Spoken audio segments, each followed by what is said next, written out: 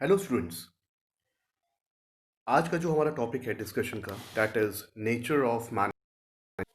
इससे पहले वाले वीडियोस में वी हैव डिस्कस्ड कि मैनेजमेंट क्या होता है, उसके कैरेक्टरिस्टिक्स क्या होते हैं। आज हम बात करते हैं कि मैनेजमेंट का नेचर क्या होता है।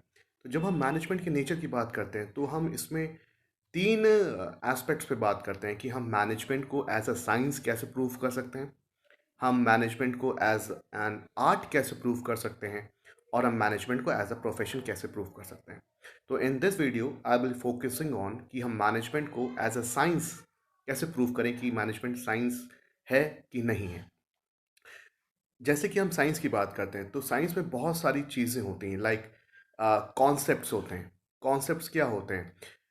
कॉन्सेप्ट्स वो होते हैं जो कि इवॉल्व्ड होते हैं थ्रू रिपीटेड एक्सपेरिमेंट्स। हम बार बार चीज़ों को एक्सपेरिमेंट करते हैं, एंड एक्सपेरिमेंट जब सक्सेसफुल होते हैं तो कॉन्सेप्ट्स क्लियर होते हैं कि ये कॉन्सेप्ट के थ्रू ये एक्सपेरिमेंट हमारा सक्सेसफुल हुआ है। साइंटिफिक मेथड्स होते हैं साइंस में काम करने के। हम हाइपोथेसिस क्रिएट करते हैं, हम ऑब्जर्वेशंस करते हैं। तो एक साइंटिफिक तरीका होता है किसी भी साइंस की चीज़ को प्रूव करने का। थर्ड, उसमें क्लैरिटी ऑफ थ्योरी होती है।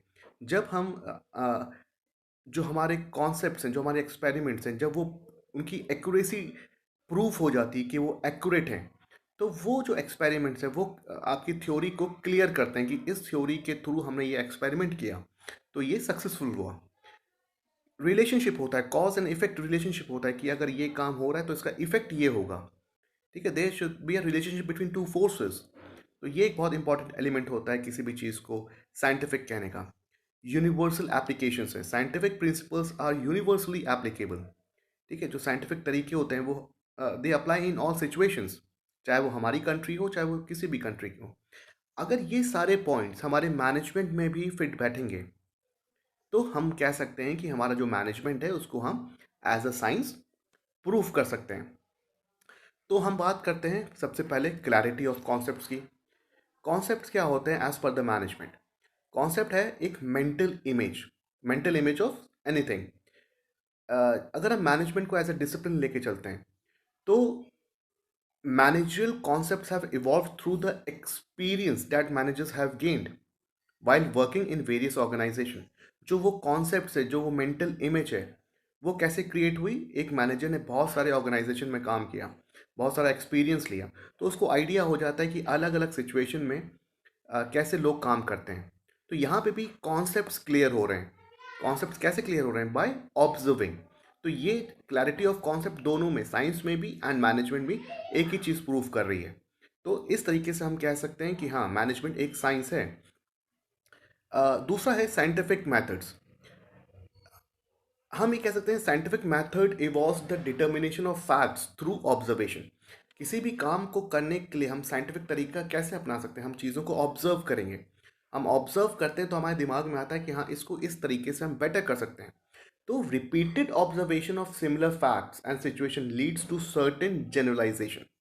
बीइंग अ मैनेजर, आप चीज़ों को ऑब्जर्व करते हो, आप अपने एम्प्लॉयज़ का बिहेवियर ऑब्जर्व करते हो, आप ये देखते हो कि अलग अलग सिचुएशन में एक आपका एम्प्लॉय कैसे बिहेव कर रहा है।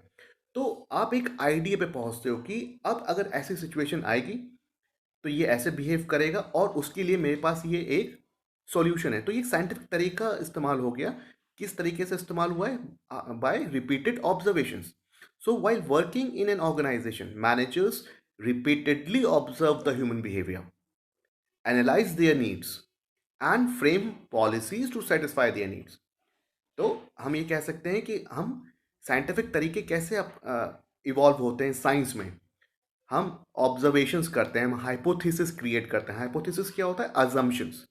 तो मैनेजमेंट में भी हम ऑब्जर्वेशंस कर रहे हैं, हम हाइपोथेसिस क्रिएट कर रहे हैं कि ये सिचुएशन आएगी एंड इसके अकॉर्डिंगली हमारा जो ह्यूमन फोर्स है, जो हमारे एम्प्लॉयज़ हैं, वो इस तरीके से रिएक्ट करेंगे। तो हमारे पास ये पॉलिसी होनी चाहिए उनको टैकल करने के लिए। तो जो उनकी नीड है उसको हम साइंटिफाई कर सकते हैं विद दिस साइंटिफिक तरीके से। तो हम ये कह सकते हैं कि हाँ, साइंटिफिक चीज़ें भी हमारे मैनेजमेंट में प्रिवेल करती हैं। तो यहाँ पे भी हाँ, ये चीज़ प्रूफ होती है कि हाँ, मैनेजमेंट भी एक साइंस है। तीसरा पॉइंट कहलाता है हमारा clarity of theory. When scientific methods are tested for their accuracy, they result into principles. जो साइंटिफिक मेथड्स हैं वो जब एक्यूरेट हो जाते हैं, जब वो 100% सक्सेसफुल हो जाते हैं, तो वो प्रिंसिपल्स हो जाते हैं। एंड प्रिंसिपल्स को हम किसी भी सिचुएशन में इस्तेमाल कर सकते हैं। The principles of management are universally accepted. ठीक है, set of knowledge which have evolve through constant observation and experiments. होता क्या है कि आपके मैनेजमेंट में भी कुछ प्रिंसिपल्स होते हैं जो कि अलग अलग सिचुएशन में सक्सेसफुल होते हैं, like your unity of command, unity of direction. ठीक है, तो ये यूनिटी ऑफ कमांड जो है, ये यूनिटी ऑफ डायरेक्शन है, these are the methods that have been tested and they have been successful.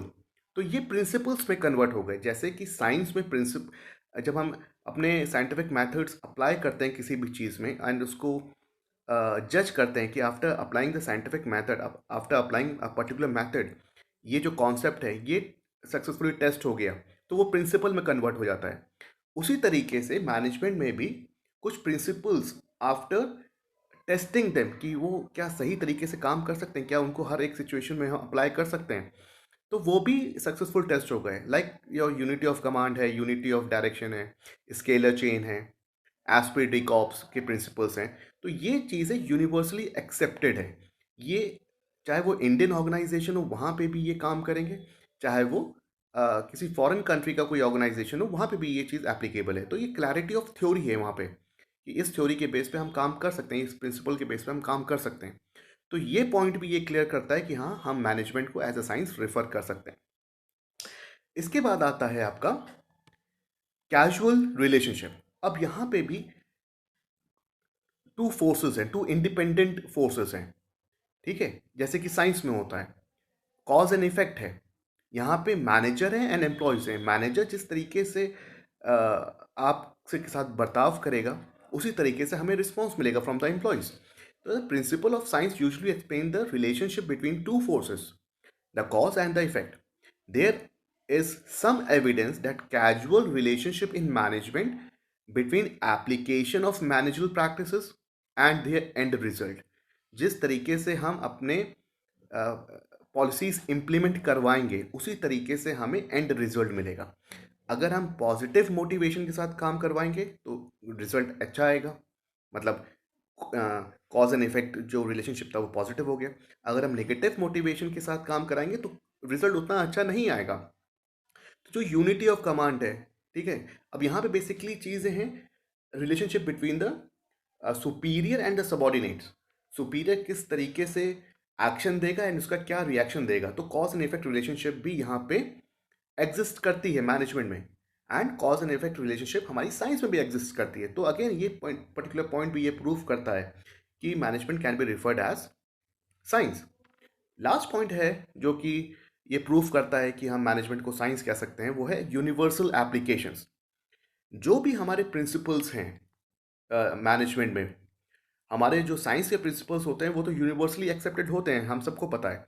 लेकिन जो हमारे मैनेजमेंट के प्रिंसिपल्स हैं वो भी हमारे यूनिवर्सली एक्सेप्टेड होते हैं। जैसे कि मैंने बताया unity of command, unity of direction, authority responsibility relationship, esprit de corps, scalar chain.